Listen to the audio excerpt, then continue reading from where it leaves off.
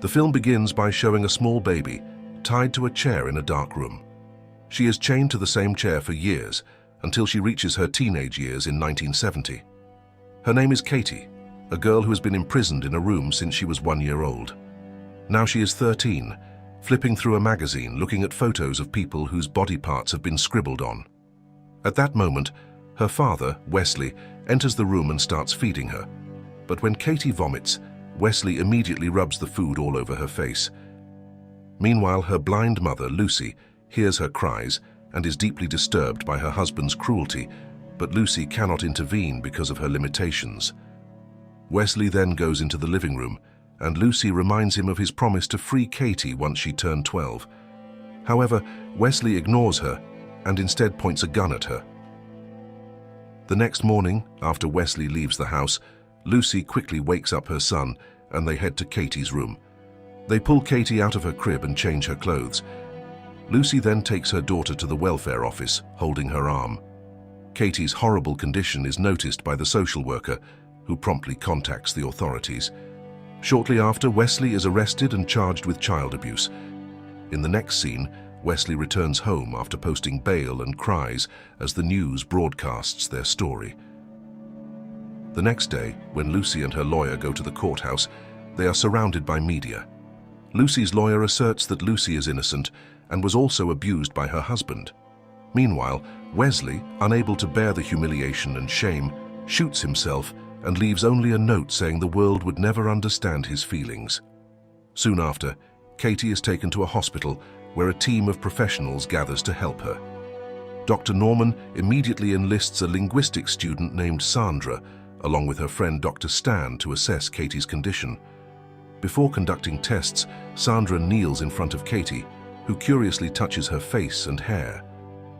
Now, Stan and Sandra begin to investigate while teaching Katie how to interact and behave. Katie sneezes rudely, so Stan teaches her the proper way to sneeze by covering her nose with a tissue. At lunch, Stan teaches Katie how to chew her food after realizing that she wasn't given enough time to chew at home. In class, Sandra notices Katie talking with her special education teacher named Judy. Judy praises Katie when she successfully answers a question, even repeating the word "good" to her teacher. Judy then complains to Sandra about how the hospital receives so much funding, but chooses to work with graduate students rather than professionals.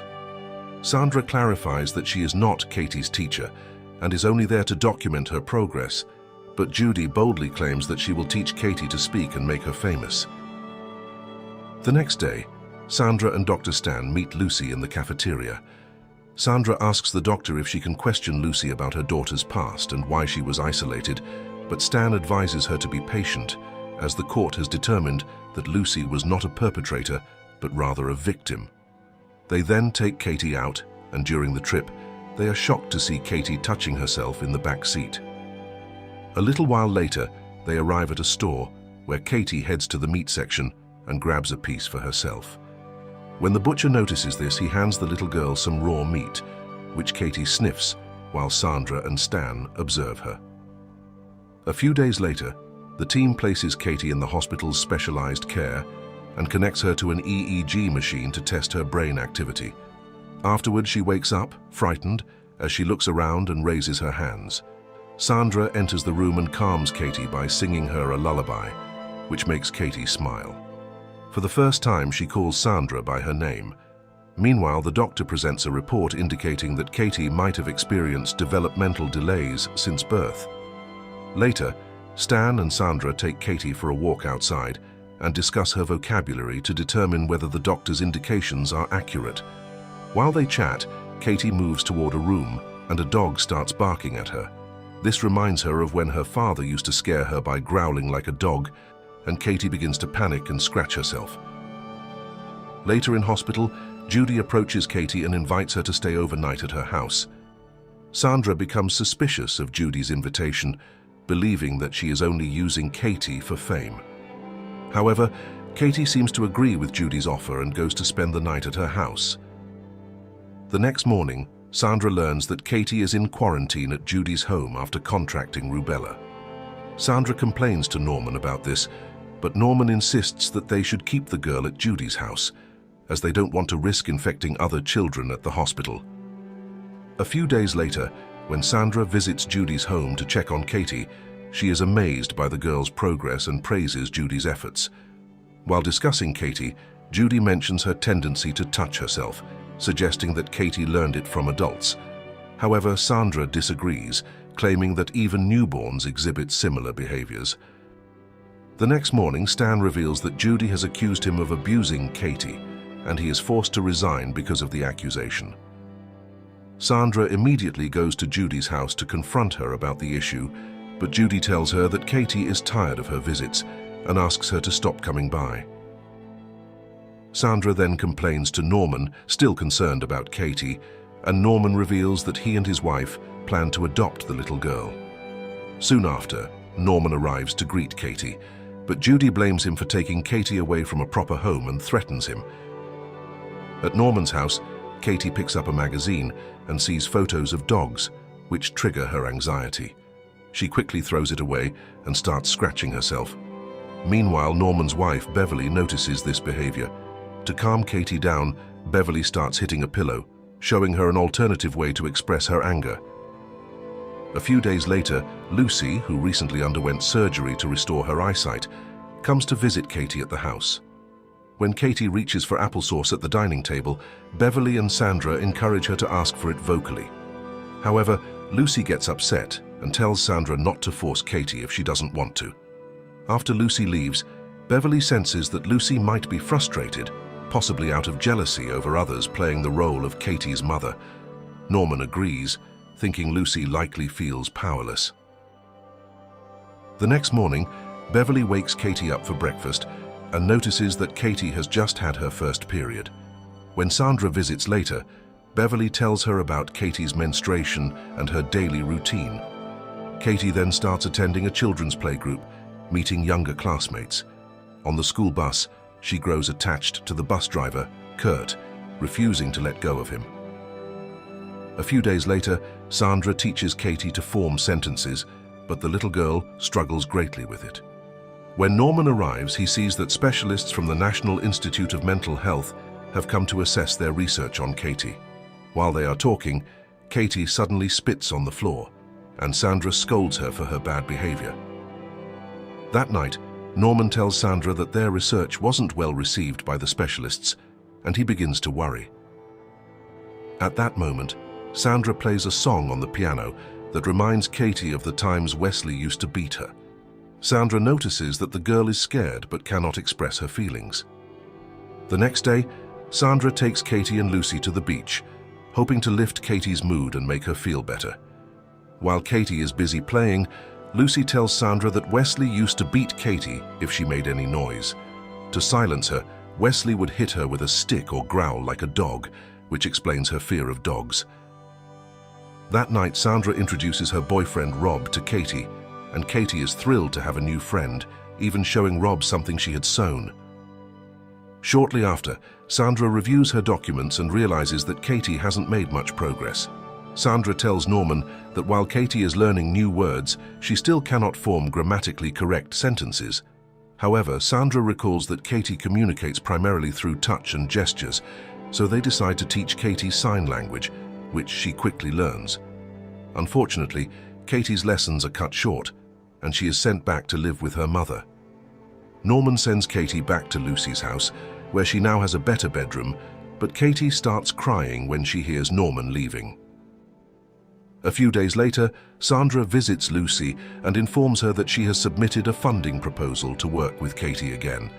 However, Lucy has already decided to send Katie to a children's educational institution because she worries that an institution might hinder Katie's progress. Sandra proposes that Katie be placed in foster care instead, and Lucy eventually agrees. Katie is soon placed with her new foster family, the Mannings, but this family is very strict. They won't allow Katie to wear jewelry or use sign language. One day, Katie vomits while eating because she finds the food disgusting, and her caretaker punishes her harshly. That night, Sandra visits Katie, but the foster parents insist that Katie is not allowed to see anyone as punishment. When Sandra brings up Katie's past, the Mannings dismiss it, saying all their foster children come from troubled backgrounds but they don't behave like animals. This prompts Sandra to check on Katie, but Katie refuses to speak, fearing she might vomit again. Sandra then calls Norman, asking him to help get Katie out of the Mannings' care, and Norman quickly agrees. In the meantime, Sandra returns to the Mannings, but since Katie refuses to open her mouth, Sandra struggles to feed her. A few days later, Sandra asks the social worker responsible for Katie to move her immediately, as Katie refuses to speak or eat. However, the social worker believes it's Katie's fault and refuses to take any action. When Sandra returns to see Katie, she realizes that the girl has hurt herself. Finally, Norman steps in and allows Katie to be returned to the hospital. Sandra now consults with Amanda, who is responsible for Katie's case, and suggests that Katie stay with her since they get along well. Sandra discusses this with Rob, but Rob thinks it's not a good idea because Sandra is still in college. When Sandra returns to the hospital to visit Katie, she finds that Lucy has already taken her. Sandra quickly goes to meet Lucy, who reveals that she has placed Katie in a location of her choosing far away. Lucy accuses Sandra of treating Katie like an experiment and forbids Sandra and the rest of the team from seeing her daughter again.